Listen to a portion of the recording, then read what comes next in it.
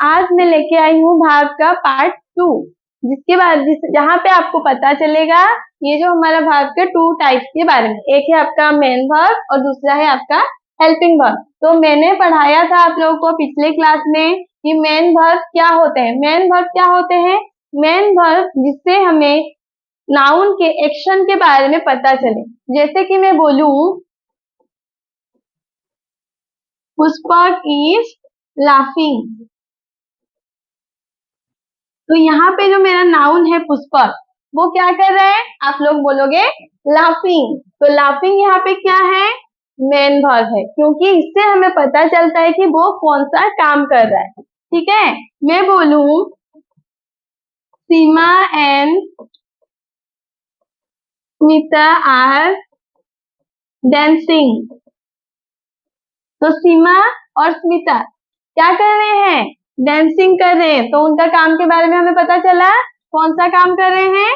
Dancing. तो dancing एक main verb है। तो मेन वर्ब को हम सिर्फ नाउन के साथ भी यूज कर सकते हैं। जैसे कि मैं बोलूं सुश्री एंड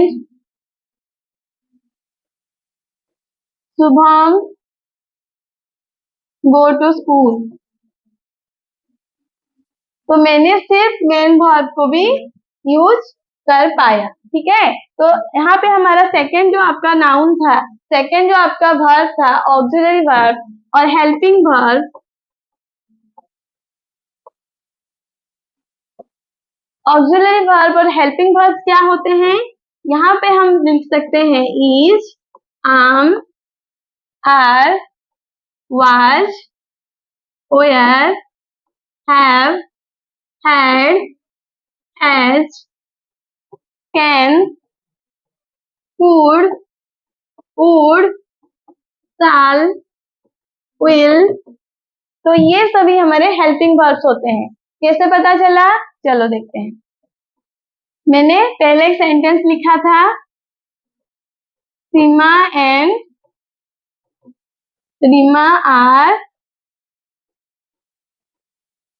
डांसिंग। तो सीमा और रीमा क्या कर रहे हैं? डांस कर रहे हैं। तो आपको पता चला कि डांसिंग एक मेन वर्ब है,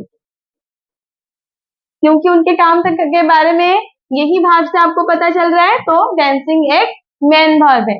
ये आपके मैंने लिखाया था ऑक्सिलरी वर्ब में आर था। तो आर क्या होता है? ऑक्सिलरी वर्ब और हेल्पिंग वर्ब। इसे क्यों हेल्पिंग वर्ब बोला जाता है? अगर मैं यहाँ पे लिखूं सीमा एंड रीमा डांसिंग, तो ये गलत है। हम क्या करेंगे? ऑक्सिलरी वर्ब को हमारे मेन वर्ब के पहले यूज करेंगे। ठीक है, अगर मैं और क्या लिख सकती हूँ? I can eat my self. यहाँ पे देखिए ईट एक मेन वर्ब है और उसके पहले मैंने क्या यूज किया है? हमारे हेल्पिंग वर्ब और ऑक्सिलरी वर्ब। तो ऑक्सिलरी वर्ब हमेशा मेन वर्ब के पहले आता है। मैं ऐसे अगर लिखूं आई कैन माई सेल्फ, तो ये सही है? नहीं, बिल्कुल नहीं। हम ऑक्सिलरी वर्ब को सिर्फ यूज नहीं कर सकते, लेकिन हम सिर्फ मेन वर्ब को यूज करके सेंटेंस मेक कर सकते हैं। मैं यहाँ पे सीमा और रीमा डांस लिख सकती हूँ, लेकिन आई कैन माई सेल्फ नहीं लिख सकती, क्योंकि यहाँ पे कोई वर्ब ही नहीं है। लेकिन यहाँ पे हमारा वर्ब है डांस। तो इससे आपको क्या पता चलता है? मेन वर्ब को हम सिर्फ मेन वर्ब को यूज करके सेंटेंस मेक कर सकते हैं, और ऑक्सिलरी वर्ब जो हेल्पिंग वर्ब है उसके साथ भी मेन वर्ब को यूज करके हम सेंटेंस मेक कर सकते हैं।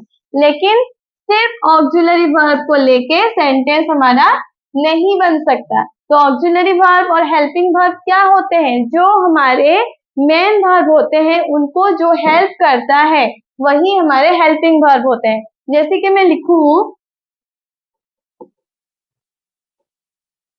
ईशानवी इज क्राइंग, तो यहाँ पे ईशानवी नाउन है, क्राइंग क्राइंग आपका मेन वर्ब है, क्योंकि इससे आपको पता चल रहा है ईशानवी का एक्शन।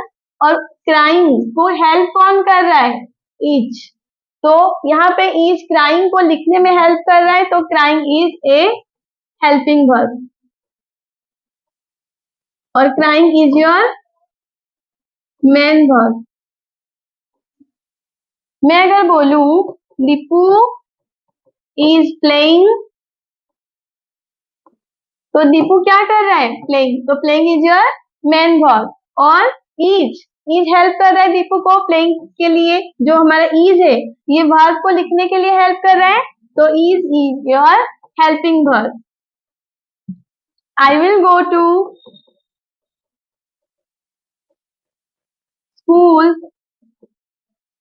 टुमारो, तो यहाँ पे मैं कहाँ जाऊं, स्कूल जाऊंगी कल, तो गो जाना एक काम है, तो ये मेन वर्ब है। और गो को लिखने में हेल्प कौन कर रहा है आपको, विल। गो के पहले क्या वर्ड है, विल, तो will is your helping verb. Helping verb को हम हमेशा प्रिंसिपल वर्ब के पहले लिखते हैं। तो यहाँ पे आपका मेन वर्ब और प्रिंसिपल वर्ब जिसको हम बोलते हैं, ऑक्सिलरी वर्ब और हेल्पिंग वर्ब जिसे हम बोलते हैं। आपका डाउट क्लियर हो गया होगा। तो आप सभी ने अगर चैनल को सब्सक्राइब नहीं किया है जल्दी से कर लीजिए और बेल आइकन को भी प्रेस कर लीजिए ताकि हमारे नोटिफिकेशन आप तक सबसे पहले पहुंचे। Thank you.